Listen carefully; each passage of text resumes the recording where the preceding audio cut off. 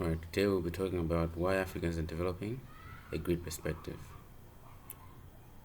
Africa, as of today, is still one of the poorest continents in the world, and there's a question as to why that is so. If you look at the African population, we have around 1.5 billion people, which is actually a very significant proportion of the 8 billion people that are in the world. We should have at least used that human capital to develop our continent. The biggest issue that we have as right now is the fact that we are not at the cusp of technological development. We usually leave the developed countries to develop the best technologies, and then so that it should trickle down to Africa. There are a lot of reasons why that is so. The first is we do not have the systems in place to develop technologies, to develop industries.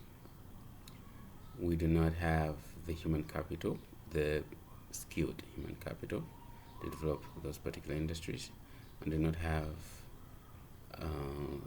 capital, real capital, resources. But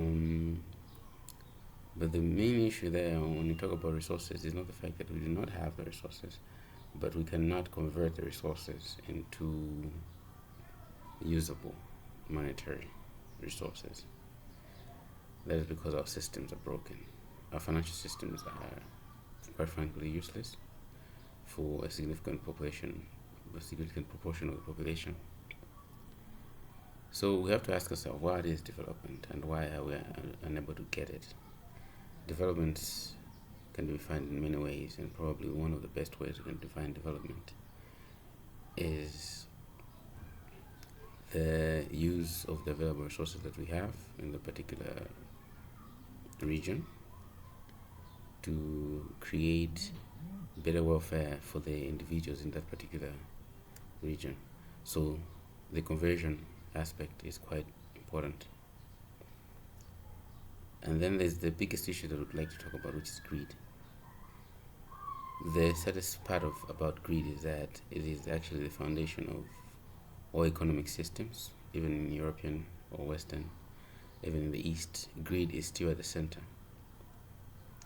Now, greed is at the center because the economic philosophy that we're following in the world, which has been developed for the past couple of 100 years since Adam Smith, emphasizes the fact that economic agents act on their own free will, and the will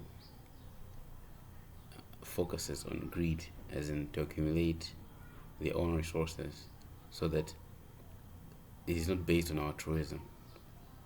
So altruism is completely negated in this economic philosophy, because if I am going to bake bread, I'll not bake bread because I love my neighbor.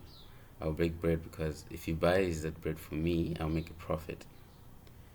So that is the economic philosophy that even in today's world, the capitalistic system, even the social, even community systems, they still understand that to be part of the basic human nature. That's how human nature is. It's greedy. Now, I'd like to say I do have a different perspective from that. I do not believe that human beings are entirely greedy, but I do believe that they do have a lot of greed, and a lot of economic decisions are made based on that greed.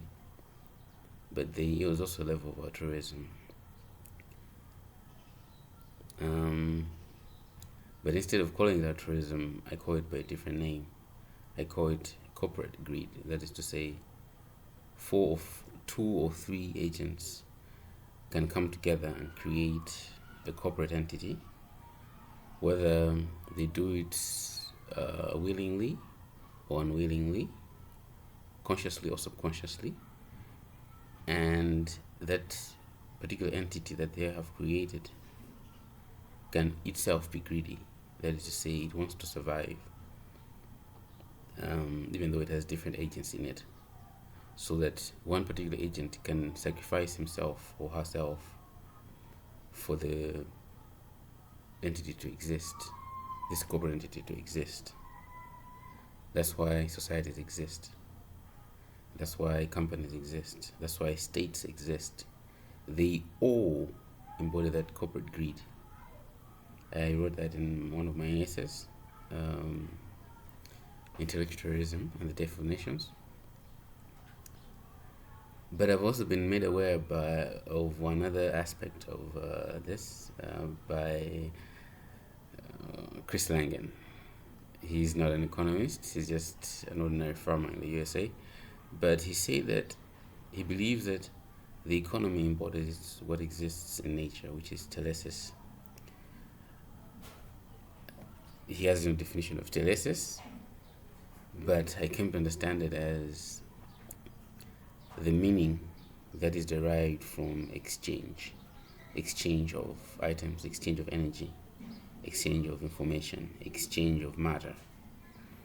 And you find that this telesis is also found in nature. That is, in the ecology, in an ecosystem, you find that the tree will extract matter from the soil, and it will excrete matter by shedding leaves, right? Which those leaves can actually be eaten by other animals. So there is an exchange, that is a give and take, that is found in the ecosystem, whether dead or alive.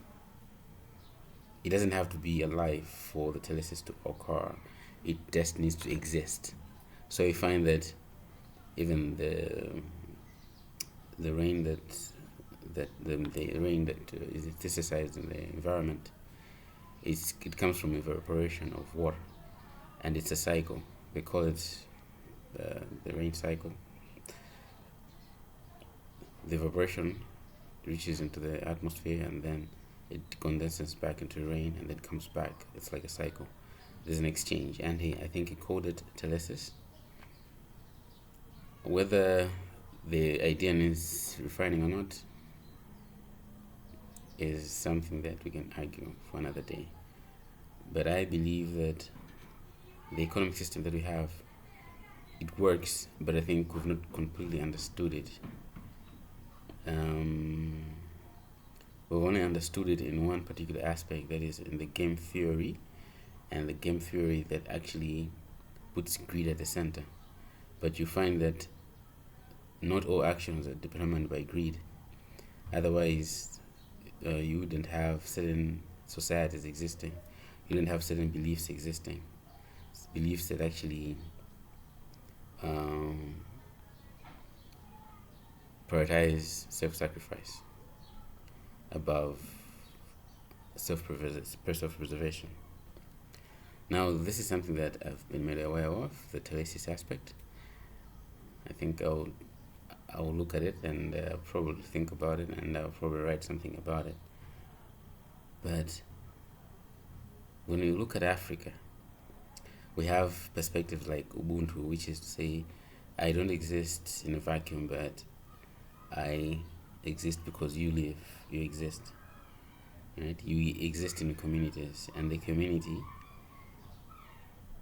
I have to give something to the community. I have to exist within a community. The community is something that is very important to me. That is, when I look at that, I think it's not completely wrong as well. But I think the thing is, the duality of human nature is removed from that equation. And if you remove the duality of human nature, you're usually going to end up in a place where you have wrong assumptions about human nature, and even the economies that they create, as well as the wrong conclusions of what those economies mean. That is to say, greed and altruism, they are not separate. They are immutable. That is to say, they're both immutable. They both exist in one entity. They both exist in the individual. So you cannot say someone is completely greedy. You find that they have a little bit of altruism.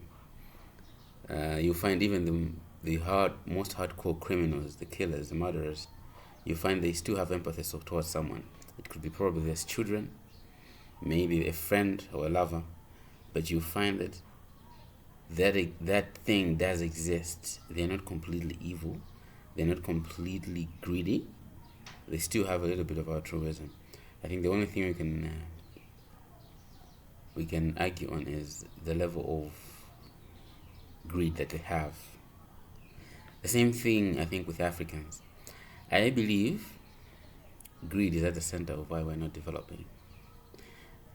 The reason why I say so is because when it comes to empire, the definition of empire is the creation of a large body of a large nation state which has different tribes, different creeds, different religions, or existing as one entity. So you have what we can call a certain level of corporate greed that exists within an empire. That is, an empire in itself is an entity that